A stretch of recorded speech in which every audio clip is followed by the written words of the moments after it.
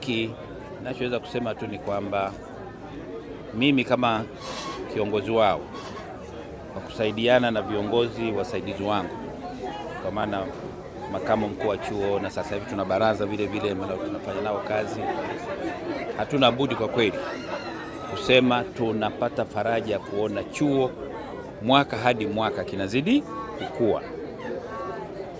Lakini kukua kwake huku nadhani kumechangiwa vile vile na ubunifu walioufanya viongozi wetu wa chuo kuamua kwenda kufanya mahafali katika mikoa mbalimbali kama namna ya kuonyesha kwamba chuo hiki kipo na ni chuo kama vyuo vingine vilivyo.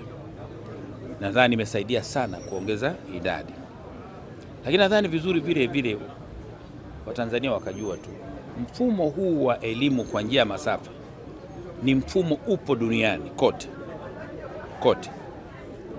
Nimekwenda India wakati fulani, nikwenda kutembelea chuo kikuu huria kama chetu. China vile vile, tena wale ndio wapambe zaidi. Juzi nilikuwa Botswana, nikakuta wana chuo kikuu kama chetu na nikawaomba tutafute namna kushirikiana zaidi. Kwa hiyo wito wangu mimi kwa Watanzania, kwanza kwa hawa waliomaliza leo, ni kwamba waende wakayatumie maarifa walioyapata katika utumishi wao. Maana bahati nzuri wengi ni wale ambao unakuta wako kwenye maofisi tayari, lakini wanakuja kujiongeza kwa njia hiyo. Hayo maarifa walioyapata sasa, mafunzo walioyapata sasa kwenye fani zote ambazo unakuta hata katika maisha ya kawaida ni fani tunazozitafuta sana, wakawe mfano mzuri. Kwa upande mwingine ni kutoa wito kwa Tanzania tu kwamba mfumo wa chuo hiki kama vilivyo vyuo vingine sehemu mbalimbali ndio chuo ambacho kinakwenda kuwasaka wahitaji wa elimu waliko. Ndio maana tumekwenda kila mikoa tunajaribu kufikia na mwitikio ni mzuri sana. Kwa hiyo tuwaombe na wao wajitokeze kwa nyakati mbalimbali wapate elimu ya ziada ili waweze kufanya kazi yao iwe nzuri zaidi. Kwa hiyo kwa kumalizia tu niseme kwamba tunawapongeza sana wahitimu wa leo wote kwa jumla, na unakuta idadi imepanda sana zaidi ya 5,000 katika mahafali ya safari hii. Mimi naamini itaongezeka zaidi kwa sababu ya ubunifu walionao viongozi wa chuo. Tunajaribu kuwafikia wanafunzi hawa kila walipo, tukiamini kwamba kwa sababu wengi wametoka kwenye maofisi, ni wafanyakazi, akirudi na hii elimu aliyoipata anafanya vizuri zaidi. Nianza safari hii mwaka 2020 wakati wa nilikuwa mkurugenzi wa fedha kule TASAC. Nilikuwa sijajua nitakuja kuwa CEO au mkurugenzi mkuu wa LATRA sasa hivi. Safari hii inatakiwa ukatie tamaa, usikatie tamaa. Lakini pia kazi ya PhD ni ya utafiti. Wewe ndio mwenye kuchagua topic, supervisor wanakuongoza. Lakini pia wanapitia kazi yako na wanakupa mwongozo namna gani unaweza kufanya kazi yako. Kwa lazima usome, uwe na muda wa kusoma wa kutosha, urudishe kazi waitizame, wakurudishie. Safari haikuwa ndogo. Kwanza ile hatua ya kutengeneza proposal ikapita. Alafu uruhusiwe kwenda kukusanya taarifa zile data. Ufanye data analysis. Yaani ina mchakato wake. Mimi ningekuwa ni wakukata tamaa na wao wanajua sio swala mchezo kwenye utafiti. Yaani ningeshaacha siku nyingi. Na kuna watu tumeanza nao wameacha. Nilichofanya tu mimi kwamba nitaendelea pamoja na kuongezea majukumu, lakini ilinipa tena opportunity kwamba sasa wale ambao ninakwenda kuwa interview ni wakuu wa taasisi wengine wenzangu na management na bodi zao. Kwa hiyo ilinipa urahisi penye kwenye data collection na mambo ya swala ya data analysis. Lakini hawa kwa kweli mimi ni washukuru. Chuo Kikuu Huria cha Tanzania watu wasidharau.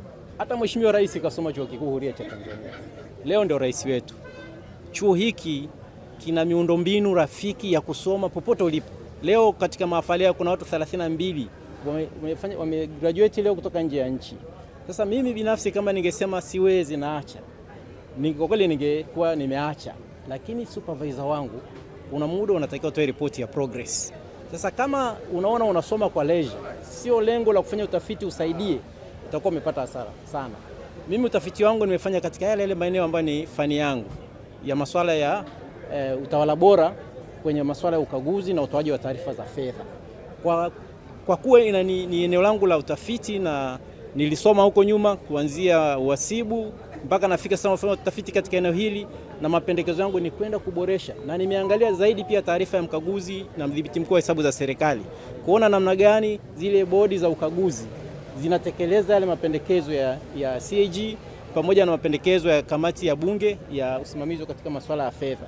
Kwa hiyo kwa namna fulani pia ule uchaguzi, sifa za wale wajumbe wa bodi wanaochaguliwa, na waone kwamba ukichaguliwa kwa bodi member sio ni leisure, sio kwamba unafurahia hongera, unaenda kuchukua dhamana, unaenda kuchukua majukumu ya kusimamia taasisi iende kule ambapo Mheshimiwa Rais anataka. Anamkabidhi mwenyekiti wa bodi, anamteua, wajumbe wa bodi wanateuliwa na Mheshimiwa Waziri.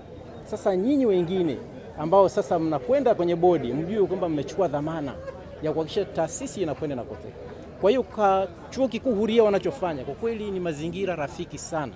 Ukiwa una nia ya kusoma, sio unakwenda kutafuta tu PhD au masters au bachelor katika mfumo wa chuo kikuu huria nyepesi, sio nyepesi hivyo. Kuna watu wanasema chuo kikuu rahisi. Ni rahisi kwa sababu ni convenient. Wewe lini uko tayari? Na ukimaliza ndani ya miaka 3 utapata cheti chako. Lakini kwa kweli kipekee tukushukuru chuo kikuu huria cha Tanzania. Kinatoa elimu, haijalishi uko mbali kiasi gani, na ni elimu bora ambapo haikubani muda pamoja na majukumu ya kazi ambayo tunayo, ila hawajaribu kutuzuia sisi kuendelea kusoma. Kwa hiyo natoa shime kwa wanawake wa Tanzania wote wale kuendeleza na kutakuwa na ufanisi mkubwa sana.